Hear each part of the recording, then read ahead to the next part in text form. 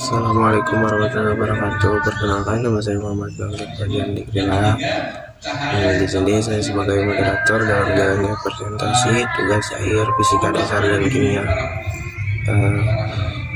Kelompok saya yaitu yang pertama ada Budi Arifudin, Hermawan, Sahril, dan Elsa Aprianti.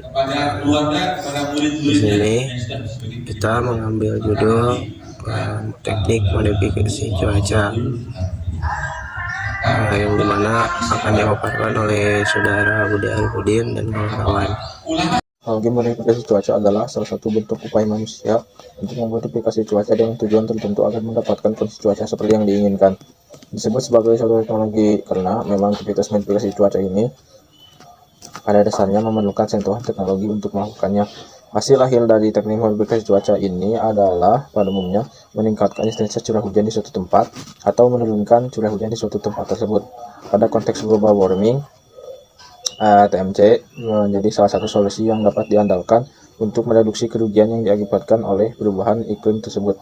Nah, metode hujan buatan ini dengan penyemaian awan pertama kali ditemukan oleh ilmuwan Amerika Serikat yang bernama Vincent Joseph Schiffer pada tanggal 16 November 1946.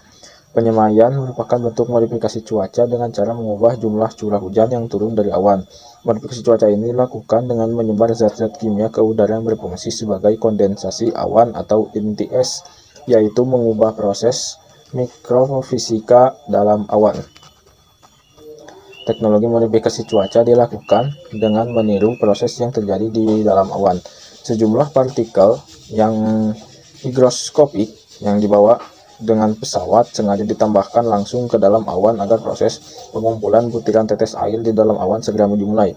Pelepasannya bisa dilakukan di bawah dasar awan atau bisa juga dilepas langsung ke dalam awan. Dengan berlangsungnya pembesaran tetes secara lebih awal, maka hujan juga turun lebih cepat dari awan dan proses terjadi lebih efektif. Teknik modifikasi cuaca di dunia digunakan untuk berbagai tujuan, seperti menambah curah hujan, memadamkan kebakaran hutan dan lahan, meningkatkan hujan salju, mengurangi hujan es, membantu daerah yang sedang kekeringan, juga sebagai pengisi waduk atau bendungan, dan pembangkit listrik tenaga air. Di Indonesia sendiri, kebanyakan teknik modifikasi cuaca ini digunakan untuk memadamkan kebakaran hutan lahan yang sering terjadi di daerah Sumatera dan Kalimantan, seperti yang terjadi di baru-baru tahun 2020. Nah, syarat utama dibuatnya hujan buatan ini adalah awan yang memiliki kadar potensi hujan minimal 70%. Awan yang memiliki kadar potensi hujan sampai 70% inilah yang mampu disemai. Awan yang digunakan untuk membuat hujan buatan adalah jenis awan cumulus atau yang sebentuknya seperti bunga kol. Yang lebih sering digunakan itu adalah awan cumulonimbus ya. Nah, nanti setelah BMKG menemukan awan tersebut, maka mereka akan memberitahukan kepada pesawat untuk segera berangkat membawa garam atau garam dapur atau natrium klorida dengan menaburkan garam dapur yang diperhalus. Garam tersebut dapat mengikat kandungan air pada cumulonimbus sehingga awan hujan mencapai titik jenuhnya dan menjatuhkan air di air sebelum awan cumulonimbus mencapai wilayah yang tidak diinginkan, yang jauh dari target. Dalam pengajian dan penerapan teknologi BPTT, pada penerapan teknologi modifikasi cuaca untuk menambahkan curah hujan supaya dilakukan dengan menambahkan partikel higroskopik dan spektrum UGN lebih dari 5 mikron ke dalam awan yang sedang dalam fase berkembang atau matang, sehingga proses hujan dapat segera dimulai serta berkembang meluas ke seluruh awan. Penambahan partikel dengan spektrum CCN tidak perlu dilakukan karena partikel dengan spektrum ini sudah disediakan sendiri oleh alam. Dengan demikian, awan tidak perlu dibuat karena dengan tersedianya CCN, awan dapat terbentuk dengan sendirinya bila kelembaban udara cukup. Beberapa jenis bahan mikroskopik dapat digunakan, diantaranya urea, CaCl2, dan NaCl, sodium klorida. Bahan tersebut digiling halus dengan menambahkan bahan anti gumpal, pumed silika, sebagai adiktif sebanyak 0,5-3%. Dengan campuran seperti ini, partikel tidak menggumpalkan sehingga ketika disebarkan berupa berairan partikel tunggal. Penggilingan dengan teknik konvensional pada umumnya namun menghasilkan partikel higroskopik pada spektrum UGN dominan di daerah lebih besar dari 30 mikron. Garam-garaman yang telah disebarkan di udara punya sifat-sifat fisik tertentu seperti NaCl dan CaCl2. Bila bereaksi dengan atmosfer dapat mengeluarkan panas, sedangkan urea dapat menyerap panas. Karena itu, waktu disebarkan di udara akan timbul reaksi dengan berikut. NaCl plus H2O bereaksi menjadi NaOH plus HCl sama dengan plus 910 kcal atau eksoten. CaCl2 plus H2O bereaksi menjadi CaOH plus HCl2 sama dengan plus 915 kcal atau eksoter. CH4N20 plus 2HO bereaksi menjadi 2NH4 plus HCO3 sama dengan negatif 425 kcal atau endostron. Badan yang telah digiling halus dikemas dalam kantung plastik kedap udara berat 10 kg sebanyak 800-1000 kg. Bahan dimuat ke dalam pesawat yang dilengkapi dengan corong pembuangan keluar. Pesawat terbang menuju awan cumulus yang berkembang dengan ciri penampilan terbentuk bunga kol dengan dasar tidak lebih hingga dari 5.000 kaki dan puncaknya lebih tinggi dari 11.000 kaki. Ketika pesawat sudah berada di dalam awan, bahan dilepaskan keluar menyebarkan bibit hujan halus, memperhatikan arah angin. Kelembaban akan tekan udara agar proses hujan buatan bisa berhasil dan tidak jatuh di tempat yang salah. Terdapat beberapa tahap untuk membuat hujan buatan. Di antaranya, 1.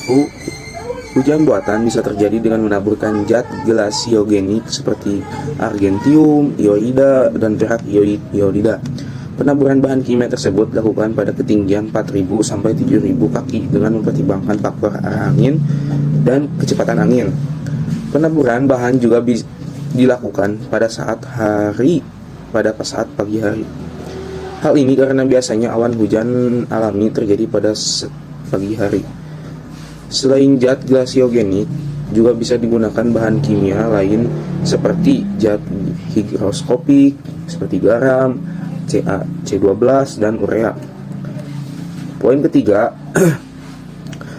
garam dan CaC12 ditaburkan ke awan yang ada di langit dengan pesawat terbang kecuali urea. Setelah ditaburkan, bahan kimia tersebut akan mengaruhi awan untuk berkonsensasi dan membentuk awan yang lebih besar dan memperoleh terjadinya hujan. Poin keenam, setelah garam atau CaC12 yang berhasil membuat awan berkondensasi, taburkan bubuk urea. Urea ini membantu dalam pembentukan awan besar dan berwarna abu-abu. Urea ditaburkan pada siang hari setelah awan hujan terbentuk. Larutan bahan kimia kemudian ditaburkan. Dalam larutan tersebut adalah air, urea, anonim nitrat. Larutan ini mendorong awan hujan membentuk butiran air. Kebakaran hutan dan lahan yang terjadi di Riau dan Kalimantan hingga kini masih belum berhasil dipadamkan. Musim kemarau yang belum berakhir membuat sembaran api yang melahap hutan dan semakin cepat membesar. Badan Pengkajian Penerapan Teknologi atau BTPT menerapkan teknologi modifikasi cuaca atau kerap dikenal dengan sebutan hujan buatan. Untuk menggulangi hal tersebut, Kepala BPT Hamam Riza mengatakan pihaknya berupaya menerapkan modifikasi cuaca. Kendati terkendala keterbatasan jumlah pesawat milik TNI, metode modifikasi cuaca merupakan gabungan teknologi, tenaga manusia, dan fenomena alam untuk membantu turunnya hujan. BPT menggunakan pesawat yang telah termodifikasi khusus untuk menyamai jet hidroskopik seperti garam dapur atau dalam kurung NaCl dan CaC12 di bibit awan yang berpotensi turunnya hujan. Garam-garam tersebut harus berbentuk butiran halus dengan diameter 10-50 mikron.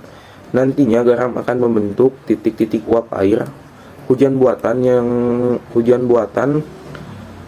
sangat dipengaruhi oleh banyak dan sedikitnya awan yang berada di atas wilayah untuk membentukkan hujan. Semakin banyak awan, maka semakin banyak ular rangsangan yang dapat diberikan. Hal tersebut juga mempengaruhi curah hujan yang akan turun. Setelah muncul awan-awan kecil menyamai bubuk urea yang juga dilakukan beberapa saat setelah menyamai garam. Fungsi urea adalah sebagai pendingin lingkungan di sekitar yang dapat menggabungkan awan-awan kecil menjadi kelompok awan yang lebih besar. Jika tidak ada awan potensial, kemudian dilakukan penghilangan lapisan inversi dengan menggunakan dry ice yang menjadi penghalang polutan terbang ke arah langit. Menurut catatan BPT, antisipasi kebakaran lahan dan hutan, Riau telah mengerahkan 63 penerbangan dengan menghabiskan sekitar 60.000 kg bahan samai dan pada tanggal 26 Februari hingga sampai tanggal 20 April 2019. Hujan buatan tentu memberikan dampak positif, terlebih pada saat kemarau panjang. Selain itu, manfaat lain hujan buatan adalah dapat mengatasi masalah kabut asap akibat kebakaran hutan, dapat dimanfaatkan untuk memadamkan api pada kebakaran hutan yang cakupannya luas, meningkatkan hujan salju, mengurangi hujan es, membantu daerah yang sedang mengalami kekeringan, dapat membantu pengisian air waduk atau danau untuk keperluan irigasi, pembangkit listrik tenaga air atau PLTA, dan lainnya. Di samping dampak positif, hujan buatan ternyata juga memiliki dampak negatif, diantaranya hujan buatan yang terbuat dari adanya campuran bahan kimia bisa menimbulkan efek hujan yang mengandung bahan kimia pula, yang bisa jadi malah menimbulkan hujan asap yang berbahaya bagi yang terkena guyuran hujan ini. Hujan buatan dapat menyebabkan pencemaran tanah karena proses penaburan garam dalam jumlah sangat banyak, bahkan hingga berton-ton jumlahnya, menimbulkan hujan yang sifatnya asin dan memberikan efek lapisan tanah yang terkena guyuran akan menjadi asin pula, sehingga menyebabkan lahan pertanian menjadi rusak, bahkan gagal panen karena lapisan jenis-jenis tanah menjadi kelebihan garam. Hujan buatan juga dapat menjadi penyebab banjir jika hujan yang terjadi tidak tepat sasaran. Hujan buatan dapat menjadi penyebab pemanasan global. Hujan buatan dapat merubah siklus hidrologi yang akan membahayakan pasokan air tanah di musim kemarau. Hujan buatan akan menimbulkan kerugian materi yang cukup besar jika hujan yang turun dari hasil hujan buatan tidak tepat sasaran, baik kerugian dari materi yang dikeluarkan untuk melakukan proses hujan buatan maupun dari hasil dampak ketika hujan buatan salah sasaran. Karena presentasi kelompok KP tentang teknik modifikasi cuaca. Nah, dengan kesimpulan, teknik modifikasi cuaca adalah salah satu bentuk upaya manusia untuk modifikasi cuaca dengan tujuan tertentu agar mendapatkan kondisi seperti yang diinginkan. Nah, teknik modifikasi cuaca ini berfungsi sebagai mendatangkan hujan ataupun mencegah hujan. Nah, teknik modifikasi cuaca ini sendiri bertujuan untuk menambah curah hujan, meningkatkan kualitas kadar air, mengurangi hujan salju, membantu daerah yang sedang kekeringan, atau bahkan memadamkan kebakaran hutan dan lahan, mengisi bendungan, mengisi waduk, sehingga pembangkit tenaga air maupun irigasi. Nah, dari sekian banyaknya proses-proses yang terjadi, kebakaran hutan lahan jadi yang utama, masalah yang utama di Indonesia, sehingga digunakannya teknik modifikasi cuaca ini. Nah, daripada hal tersebut juga teknik modifikasi cuaca ini memiliki dampak positif dan dampak negatifnya masing-masing, sehingga haruslah apabila menggunakan modifikasi cuaca haruslah tepat penggunaannya agar target yang diinginkan sesuai dan tidak melenceng sehingga mengakibatkan bencana pada daerah lain. Terima kasih atas perhatiannya. Assalamualaikum warahmatullahi wabarakatuh.